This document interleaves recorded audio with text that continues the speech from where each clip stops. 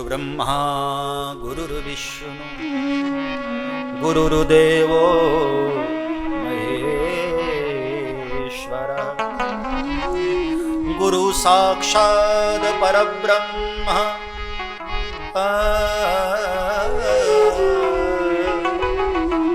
तस्मै श्री गुरवे।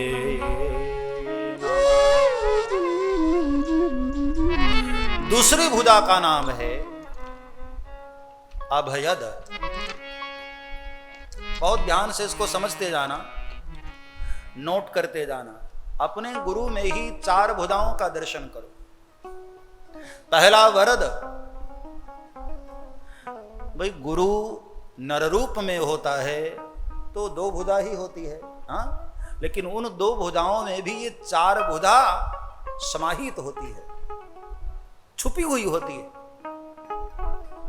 बंदहु गुरुपद कंज कृपा सिंधु नर रूप हरि।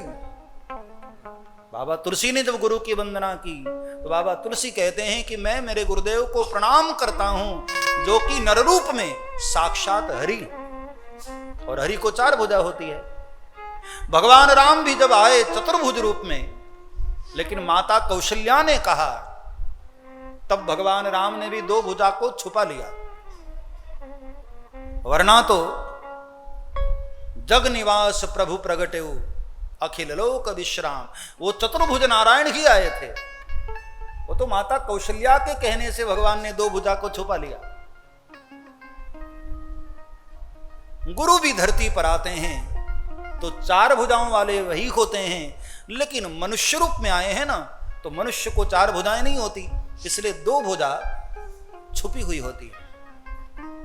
तो एक भुजा का नाम वरद है, जो सदैव श्रेष्ठ ही देता है, और दूसरी भुजा का नाम अभयद है। गुरु अपने शिष्य को अभय होने का वरदान देता है, हाँ? कभी कभी शिष्य जब बहुत परेशान होता है तो गुरुदेव यही तो कहते हैं ना कि मैं हूं ना, क्यों चिंता करता है? परेशान मत हो, भयभीत न हो। अभयम सर्वभूतेभ्यो ददामि तद्व्रतम मम। गुरु अपने शिष्य को अभय करते हैं, अभय होने का वरदान देते हैं। गुरु के शरणागत होने पर शिष्य अभय हो जाता है, निर्भीक हो जाता है। जो भयभीत रहने वाला साधक है, गुरु की शरणागति में निर्भय हो जाता है। इसलिए एक भुजा का नाम अभयद है। गुरु अपने शिष्य को अभय करता है। सक्र देव प्रपन्नाय तवा स्मीति च याचते अभयम सर्वभूतेभ्यो ददाम्येतद् व्रतम मम। भगवान राम कहते हैं कि मेरी शरणागति जिसने कबूल कर ली तो मेरा व्रत है कि शरणागत को मैं निर्भय करता हूं, अभय करता हूं। गुरु की शरणागति पर अब देखो, मानस में कथा आती है ना कि दशरथ जी को कितना दुख लग रहा था कि मुझे कोई संतान नहीं है, कितने चिंतित थे। समाज के लोगों ने भी ताना मारना शुरू कर दिया था कि इतनी उम्र बीत गई, महाराज को कोई संतान नहीं, अब आगे रघुवंश का वारिस कौन होगा, कौन गद्दी पर बैठेगा। कहीं न कहीं महाराज के भी कान में ये ताने के शब्द आने लग गए थे। महाराज बड़े चिंतित हुए, किसको कहूं। और तब एक द्वार दिखाई पड़ा जहां राजा भी अपने दिल की फरियाद कर सकता है। गुरु गृह गए तुरत महिपाला,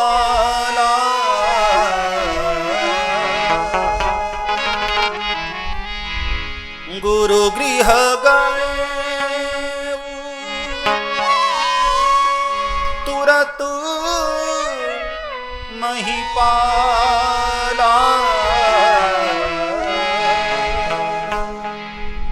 चरण लागी करि बिनय विशाल।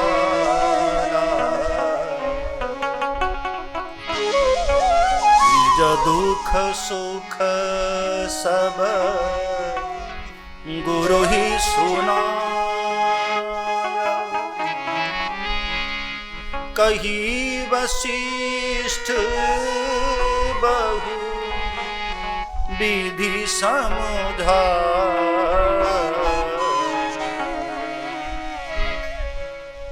निज दुख सुख सब गुरु ही सुना।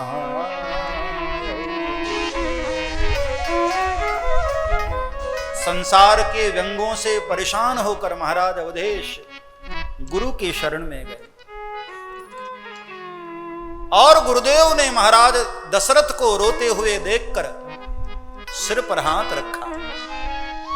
राजन, क्यों रोते हो? क्यों चिंतित होते हो? क्यों परेशान होते हो? बेटे मैं हूं ना, घबराओ मत। और गुरुदेव के शरण में जाते ही समाधान मिला। एक पुत्र मांगने गए थे और गुरुदेव ने झोलियां भर के दे दिया। एक नहीं 4 पुत्र महाराज को दिया, और वो भी साधारण नहीं, इतना महान पुत्र दिया। त्रिभुवनपति उनकी गोद में ला करके बिठा दिया। हाँ, चाहत मुनि संता कमला कंता, बलधर संता बलवंता,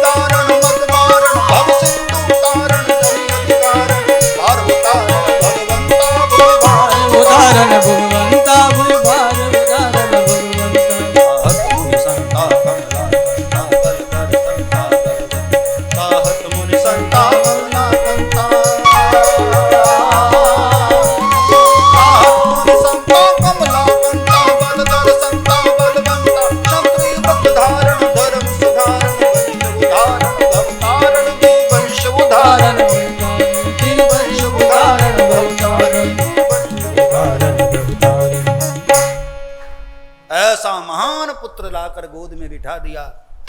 महाराज ने तो कल्पना भी न की थी। गुरु की एक भुजा का नाम अभयद है, जो सदैव शिष्य को अभय करता है, निर्भय करता है। जब सिर पर गुरु का आशीर्वाद है तो शिष्य के लिए भय कैसा? हाँ, प्रहलाद के जीवन की बड़ी प्यारी घटना है। प्रहलाद को मारने का कितना प्रयास किया गया। हिरण्यकश्यप के द्वारा हाथी के पांव के नीचे कुचलवा कर मारने का प्रयास किया गया, ऊपर पर्वत से नीचे फेंक दिया गया, कितनी कितनी यातनाएं दी गई। प्रहलाद को कुछ हुआ नहीं। बाद में प्रहलाद की बुआ होलिका, उसको आशीर्वाद था कि उसको अग्नि कभी जला नहीं पाएगी, तो चारों तरफ अग्नि लगाई गई, बीच में होलिका को बिठाया गया और होलिका की गोद में प्रहलाद को। तो आखिर थी तो बुआ ही। प्रहलाद को उसने पूछा, बेटे मेरी गोद में बैठा है तो तुझे डर नहीं लग रहा? आग लगने वाली है तेरे शरीर में, मैं तो जलूंगी नहीं, मुझे कुछ होगा नहीं, तुझे डर नहीं लग रहा? तब प्रहलाद ने बड़ी अच्छी बात कही कि बुआ जी सच बताऊं, जब से मेरे गुरु ने मुझे मंत्र दिया है और उस मंत्र का प्रभाव यह है, राम नाम जपताम कुतो भयम, उस मंत्र का जाप करता हूं और मैं सदैव भय से मुक्त हो गया हूं। और यही हुआ। अग्नि लगाई गई, होलिका जलकर भस्म हो गई, प्रहलाद का बाल भी बांका न हुआ। गुरु कृपा से, गुरु मंत्र के प्रभाव से प्रहलाद निर्भय हुए, अभयत्व को प्राप्त हुए। जो अपराध भगत कर कर राम रो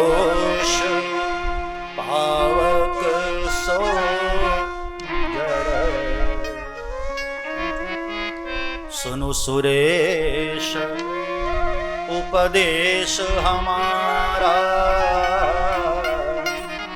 राम ही सेवक परम प्यारा।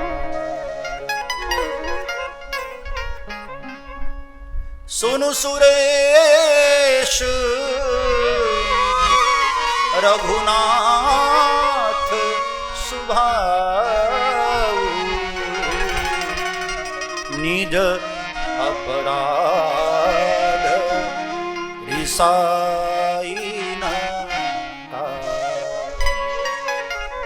मेरे प्रभु का यह स्वभाव है, निज अपराध रिसाई न काऊ। भगवान का अपराध कर दोगे तो भगवान कुछ नहीं कहते, क्षमा कर देते हैं। अब कितने देखो नालायक लोग होते हैं, भगवान का मंदिर तोड़ देते हैं, कभी गुंबज तोड़ देते हैं, भगवान कुछ नहीं कहते उनको। निज अपराध रिसाई न काऊ। ये कई लोग बोलते रहते हैं ना कि आपके भगवान अपने मंदिर की रक्षा भी नहीं कर पाते क्या। ये उन लोगों के लिए कह रहा हूं कि सुन लो, ये मेरे प्रभु का स्वभाव है, निज अपराध रिसाई न काऊ। भगवान का तुम कितना भी अपराध करते रहो, भगवान कभी नाराज नहीं होते। हां, यदि किसी भक्त के ऊपर आपने आंखें उठाई तो सुन सुरेश रघुनाथ स्वभाव, ये प्रभु का स्वभाव है। अपने गलतियों को तो भगवान इग्नोर कर देते हैं, भक्त का कोई अपराध करे तो जो अपराध भगत कर करई, राम रोष पावक सोदरई। किसी ने हनुमान जी महाराज को पूछा कि लंका नगरी को आपने जलाया क्या। हनुमान जी ने कहा, भाई मैं तो खुद अपनी पूंछ में आग लगी थी, मैं कहां जलाया लंका नगरी। तो लंका नगरी को जलाया मैंने नहीं, लंका नगरी को जलाया रावण के पाप ने। क्योंकि एक भक्त का अपराध करने चला ना, जो भक्त को जलाना चाहता है वो खुद ही जलकर भस्म हो जाता है। राम नाम जपताम कुतो भयम। गुरु की एक भुजा का नाम अभयद होता है। एक भुजा का नाम वरद, वर देने वाला। एक भुजा का नाम अभयद, अभय का आशीर्वाद देने वाला, अभयत्व देने वाला। और तीसरी भुजा का नाम सुखद। बहुत ध्यान से अनुभव करना। गुरु के शरणागति होने पर व्यक्ति का जीवन बड़ा सुखमय हो जाता है। हाँ? जो यहां वहां भटकने वाले लोग, परेशान लोग, गुरु की शरणागति हो गई तो जीवन बड़ा सुखद हो जाता है। सच्चा सुख जो है सदगुरु के चरणों में होता है। सदगुरु की एक भुजा का नाम सुखद है। वो जब भी देते हैं सुख ही देते हैं। सब्सक्राइब करें श्री चिन्मयानंद बापू जी के YouTube चैनल को और हमारे वीडियोस को सबसे पहले देखने के लिए बेल आइकॉन को दबाना न भूलें।